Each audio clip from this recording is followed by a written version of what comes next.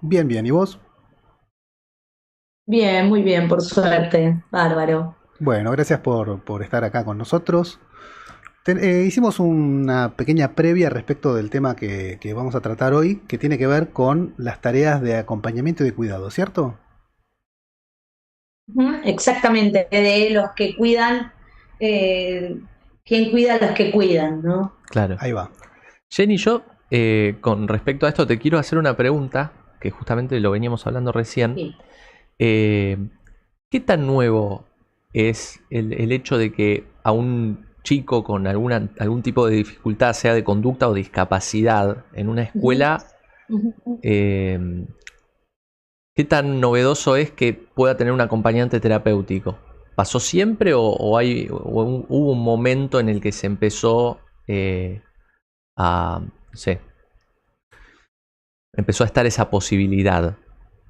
No, es a partir de la ley de discapacidad, es a partir de la ley de discapacidad, es Claro. decir, todo esto lo mueve la ley de discapacidad, hay como una corriente de inclusión, de una mirada inclusiva, donde acompañamos para que la persona pueda ser incluida en un momento de integrada, y cuando hablamos de integración es que la persona haga cosas para integrarse.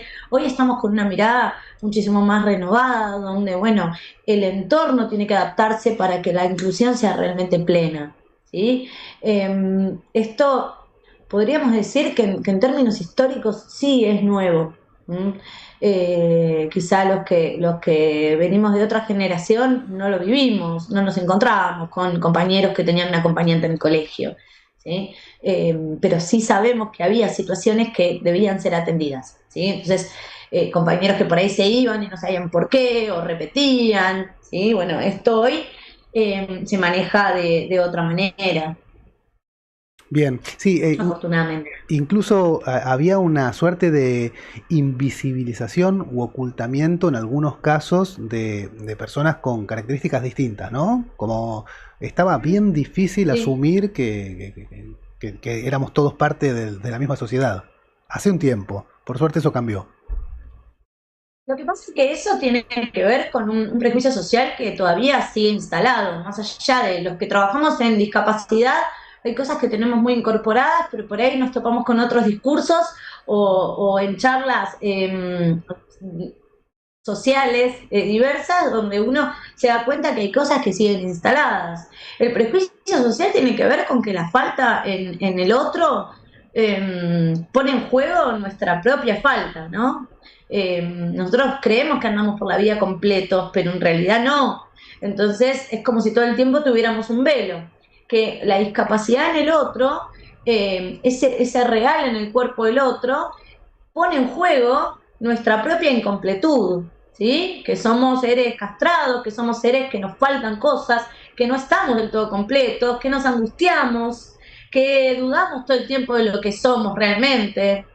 Entonces eso se pone en juego cuando lo vemos en otro.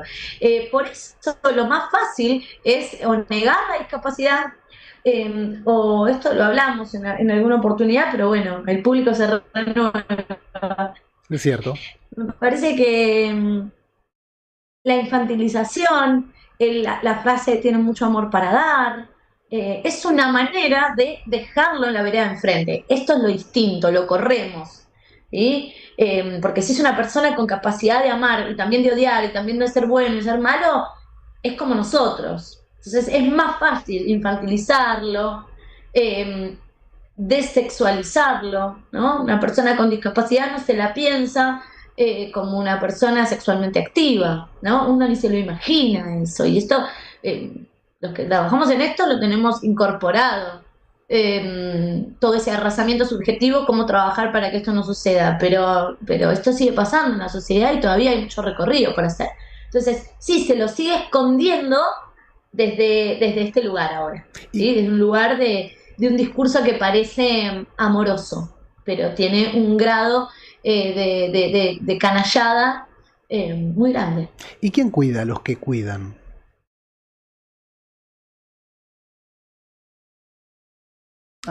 Mira, los que cuidan tenemos que desdoblarlo un poco, ¿no? Yo siempre pienso en que cuando hablo de cuidado, me refiero a aquellas familias que se encargan de los adultos mayores, que se encargan de, de situaciones de gravedad donde se necesita de un cuidado, ¿sí? ¿A qué llamamos cuidado? A hacer por el otro. Por eso lo pienso con los adultos mayores, pero también lo podemos pensar con niños jóvenes, ¿sí? Aquellos que requieran cuidados. Claro. ¿Por qué hago esta diferencia? Porque justamente cuando hacemos un acompañamiento terapéutico, se acompaña la autonomía, se acompaña a que el sujeto pueda hacer por sus propios medios. Entonces no es un cuidador. Un cuidador es aquel que cuida porque la persona no puede autocuidarse, ¿sí? Y esto se ve mucho en vejez. Por eso, antes dije adultos mayores, si le vamos a dar una vueltita más, vamos a llamarlo viejos. Y es una posición ética decirle viejo al viejo, ¿sí? Porque hay un prejuicio social también de por qué no nombrar al viejo viejo, porque al joven le decimos joven, al niño niño, al adolescente adolescente y al viejo adulto mayor. No, Claro. está bien ser viejo, es algo a lo que vamos a llegar y que está buenísimo, ¿sí? Y que es un lugar de mucha sabiduría. Pero a veces nos encontramos con situaciones donde se requiere de muchos cuidados, en situaciones extremas. En vejez, en la juventud, en la niñez, donde se pasa por cuidados paliativos, enfermedades a veces crónicas o algunas situaciones que llevan a una dependencia del otro. O hasta a veces momentos donde la persona podría tener autonomía, pero termina siendo un cuidado. Entonces habiendo aclarado esto, ¿qué pasa con las personas que cuidan, que ponen el cuerpo todos los días? Y me quiero situar en el familiar, ¿sí? En el familiar que se hace cargo de ese cuidado.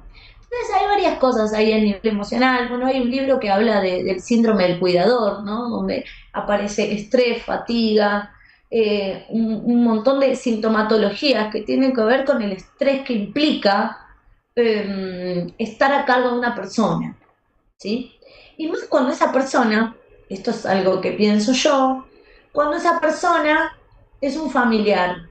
Entonces nos encontramos con hijos que cuidan a mamá o a papá, que están haciendo las veces de cuidador de la vida, estando en situaciones que quizá no esperaban, ¿no? Limpiando la casa, el cuerpo, las partes íntimas, ¿sí? La higiene básica de un padre o una madre.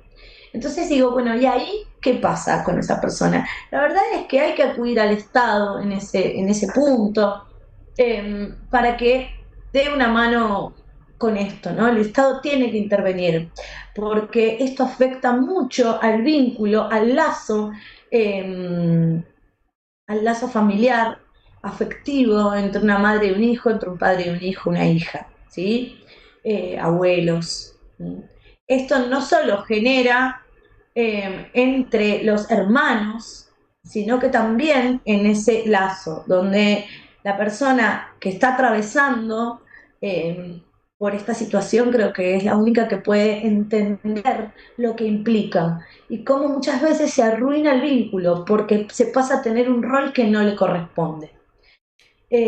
Nosotros, Y a veces es entregar la vida en pos del cuidado del otro. claro, nosotros decíamos antes que por lo general, y tal vez ahora un poco menos, pero solía recaer en las mujeres de la familia el rol de cuidar y de acompañar. También cuando vos hablabas yo pensaba incluso en circunstancias que tal vez son temporarias, como por ejemplo alguien que se lesiona una pierna, entonces no puede trasladarse y depende de otra persona para que lo cuide. Bueno, es alguien de la familia y suele ser una de las mujeres de la familia. Así que un poco pensando en eso es que quien cuida a los que cuida, vos decís el Estado. pero también suelen ser mujeres las que se encargan de eso. No debería el Estado. O debería ser el Estado, claro. Yo digo, por un lado debería el Estado. Y por el otro lado, la red de apoyo, ¿sí? Hay una red de apoyo privada que es necesario tener. Yo creo que cuando uno habla de red, primero es personas que hayan pasado por lo mismo. Existen grupos por lo mismo. Ahí se cortó un poco, Jenny. Decinos de nuevo esto que dijiste. Es importante las redes, personas que hayan pasado o estén pasando por lo mismo. Esto es re importante, ¿no? Y se subestima mucho la red de apoyo y de contención. Me parece que el entorno, familia, amigos, hijos, marido, esposa, digo, bueno, toda la red de apoyo que pueda entender por lo que está atravesando esa persona, ¿sí? Que por un lado es el dolor de que un familiar no puede valerse por sí mismo, ¿no? Que eso ya es un primer dolor, y además tenés que postergar cosas de su propia vida en pos del cuidado del otro. Claro. Esto no es menor, se naturaliza, a veces tiene que ver con el deber ser, y la verdad es que no es, no hay un deber ser ahí, ¿sí? Uno no tiene por qué hacer eso, ¿sí? No hay una obligación, pero bueno, la moral a veces juega. Entonces digo, bueno, si no lo hago yo, ¿quién lo hace? Claro, ¿no? alguien tiene que Llega hacerlo. gente al consultorio y dice, bueno, pero si no lo hago yo, no lo hace nadie. Bueno, es verdad esto también, pero ¿qué lugar queda para la propia vida? ¿Sí? No es algo que se puede naturalizar, que porque otro me necesita, mi vida queda postergada, ¿sí? Entonces, ahí es donde hay que tratar de encontrar un equilibrio en la medida de lo posible. Pero un equilibrio es por lo menos que alguien pueda escuchar a esa persona la angustia que siente. Que un día puede estar muy enojado. Yo tenía una paciente que la hija, cada vez que me veía, decía, ya la detesto a mi mamá. Y para mí era re importante que ella pudiera decir que detestaba a su mamá. Porque pudiendo decirlo, es que podía volver a conectarse con su mamá desde el amor. Porque lo que detestaba de su mamá era tener que estar haciendo las veces de madre, ¿no? Esto es lo que ella me decía. Yo estoy cuidándola a ella cuando ella fue la que me cuidó siempre a mí. No soportaba ese lugar y a la vez no le quedaba otra alternativa.